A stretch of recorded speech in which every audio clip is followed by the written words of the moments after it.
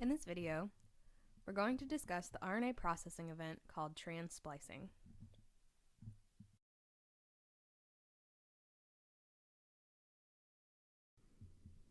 To best understand the process of trans-splicing, let's first review the process of splicing. Our DNA template circled here will undergo transcription to produce a pre-mRNA molecule. Through splicing, we will end up with an mRNA that will then be translated into a protein. If we zoom in on our pre-mRNA molecule, we will see that it is made of coding exons and non-coding introns. Via splicing, our introns will be removed and our exons will splice together via their 3' and 5' ends to produce an mRNA molecule. Trans-splicing is different from splicing in that an mRNA is created through the splicing of two distinct transcripts. To illustrate, we have two separate DNA templates that are ready for transcription labeled DNA template 1 and DNA template 2. Via transcription, we will end up with a transcript that complements template 1 and one that complements template 2. In trans-splicing, the 5' end of our mRNA will come from one transcript, while our 3' end will come from the other, and our 3' and 5' ends will trans-splice together to create a chimeric mRNA molecule. The transcripts used to form a trans-spliced mRNA can come from a few different locations within a genome.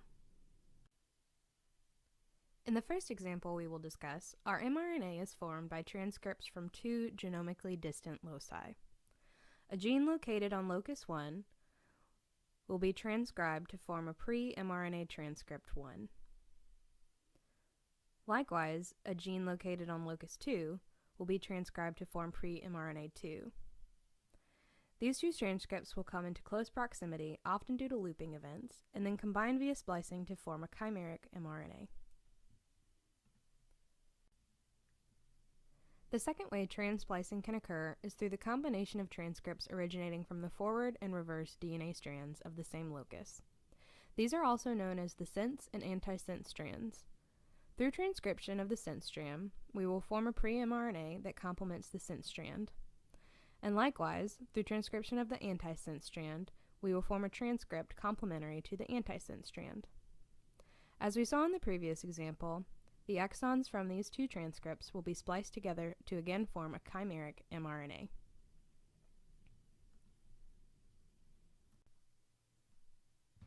Lastly, trans-spliced mRNA products can arise from the maternal and paternal copy of the same locus. In diploid organisms, one chromosome is maternally inherited, while the second is paternally inherited. In trans-splicing between maternal and paternal transcripts, a maternal and paternal gene of the same locus of a chromosome will be transcribed to form a maternal pre-mRNA and a paternal pre-mRNA. As in the previous two examples, exons of the two transcripts will trans-splice together to create a chimeric mRNA molecule with genetic information from both maternal and paternal origin. Another form of trans-splicing that can occur is referred to as alternative trans-splicing. In this subgroup, we have intragenic trans-splicing and intergenic trans-splicing. In intragenic trans-splicing, we see a duplication of exons in our mRNA. In our pre-mRNA, we have one green exon each. Through intragenic trans-splicing, we see a duplication of this green exon in our mRNA. In intergenic trans-splicing, exons from the pre-mRNAs transcribed from two different genes are spliced together to form a transgenic mRNA. To summarize, trans-splicing is an RNA processing event. It creates an mRNA from two distinct RNA transcripts. It's different than traditional splicing in that traditional splicing only uses one pre-mRNA to make an mRNA. Trans-splicing occurs in most eukaryotes, but it's best characterized in C. elegans, a nematode, where 70% of all mRNAs are trans-spliced. Trans-splicing mechanisms can be used for different gene therapy techniques. But most importantly, trans-splicing can give rise to transcriptomic diversity within an individual.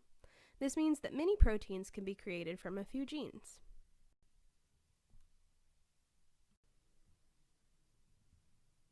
Thanks for watching!